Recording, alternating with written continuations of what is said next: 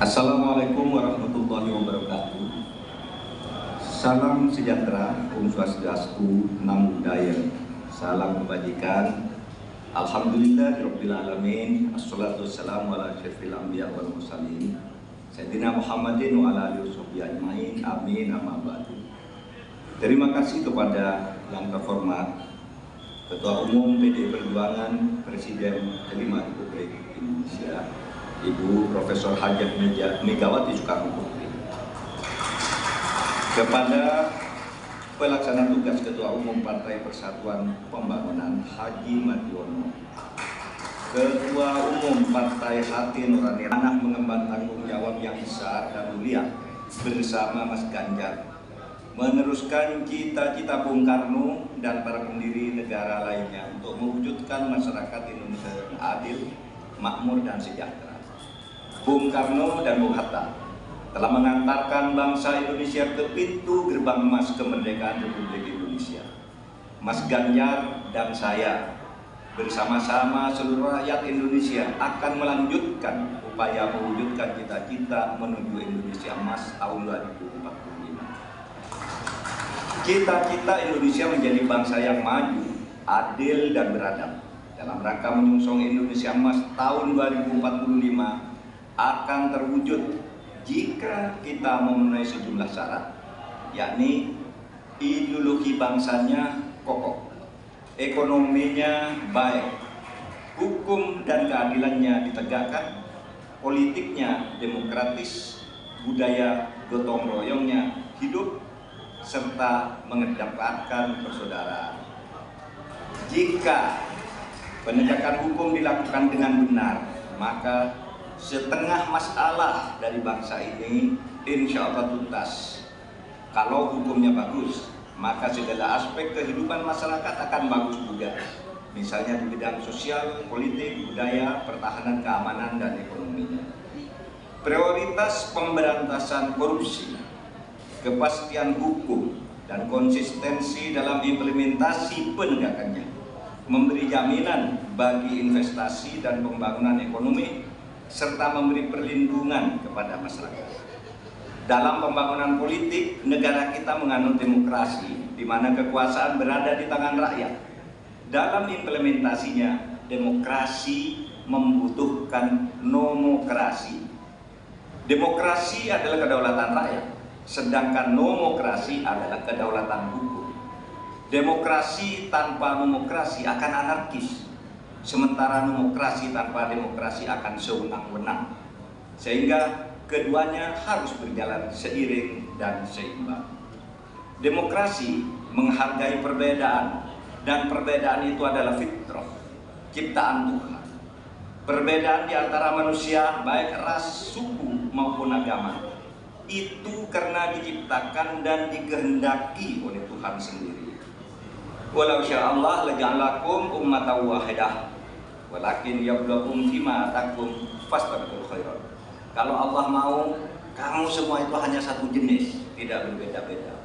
Tapi justru saya, Tuhan, yang menyebabkan kamu itu berbeda-beda, agar kamu semua berlomba-lomba untuk berbuat kebajikan.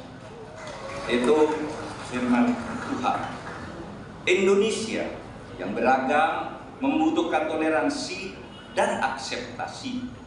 Akseptasi maknanya semua anak bangsa bisa bergabung dan bekerja sama dengan tetap dalam keyakinannya masing-masing. Kita semua ketemu dalam prinsip kalimatun sawa, yaitu memperjuangkan sesuatu yang sama di antara perbedaan. Tidak perlu menajamkan perbedaan di antara kita yang memang sejatinya tidak bisa disatukan dalam semua hal. Yang sama atau kalimatun sawa yang pasti disetujui oleh setiap orang, apapun ras dan golongannya, adalah keadilan. Pasti disetujui oleh siapapun, apapun agamanya, pasti orang setuju pada penegakan hukum dan keadilan. Perlindungan pada masyarakat lemah dan perlindungan serta rasa kasih sayang kepada wong kiri. Saya berkeyakinan Mas Ganjar adalah figur yang tepat memimpin bangsa Indonesia untuk mewujudkan semua cita-cita yang saya sebutkan tadi, mempercepat dan melanjutkan program pembangunan yang sudah baik, tentu lalu memperbaiki juga yang keliru dan melakukan inovasi-inovasi baru sesuai dengan perkembangan zaman dengan tetap berpegang pada konstitusi. Saya sudah lama mengenal Mas Ganjar. Pada tahun 2004 sampai 2008 kami bersama-sama menjadi anggota DPR RI. Kami berdua kerap berdiskusi, bahkan saling mengunjungi ketika Mas Ganjar Pranowo memimpin Jawa Tengah dan saya menjadi Ketua Mahkamah Konstitusi. Karena itu saya tahu persis Mas Ganjar adalah figur pemimpin yang merakyat dan berani memperbaiki yang bengkok-bengkok, berani menerima kritik, berani memperjuangkan nilai-nilai politik yang diyakini benar. Saya tahu juga Mas Ganjar adalah dari keluarga Muslim yang taat, yang selalu berkomitmen menjalankan amanah yang diberikan kepadanya, amanat dari orang tuanya, amanat dari partainya, dan terutama amanat dari rakyat. Terakhir, Bapak Ibu sekalian, saat ini saya mengemban amanat sebagai Menko Polhukam Republik Indonesia yang tugasnya antara lain memastikan pemilu berjalan lancar dengan aman. Karena tugas saya itu, maka selama ini saya tidak pernah sekalipun menyatakan akan ikut dalam kontestasi pemilu. Saya juga tidak pernah berkampanye, memasang spanduk dan lain-lain. Baru kali inilah yang pertama kali saya menyatakan bersedia menjadi calon wakil presiden Republik Indonesia karena amanah yang sudah diberikan oleh Ibu Megawati tadi bersama para pimpinan partai disaksikan oleh kita semua. Bagi yang selama ini menunda untuk menentukan pilihan karena menunggu kepastian dari saya, maka saat ini saya menyatakan saya bersedia untuk ikut kontestasi.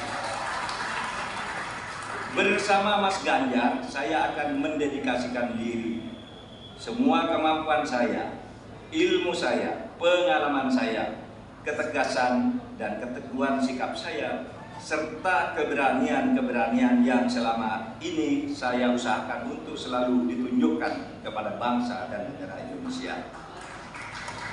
Tentu saya juga mengucapkan terima kasih kepada Bapak Presiden Joko Widodo yang telah memberi kesempatan kepada saya selama ini untuk berkhidmat kepada pemerintahan dengan leluasa sehingga bisa ikut membangun bangsa dan negara. Insya Allah dengan ridho Allah Subhanahu wa Ta'ala, langkah kita dalam mewujudkan Indonesia sejahtera lahir batin, adil dan makmur akan mendapatkan jalannya. Qabul. Saya juga pada akhirnya ingin menyampaikan terima kasih atas dukungan, persahabatan dan kerja sama selama ini kepada semua teman, tapi sebagian, diwakili sebagian yang hadir di sini.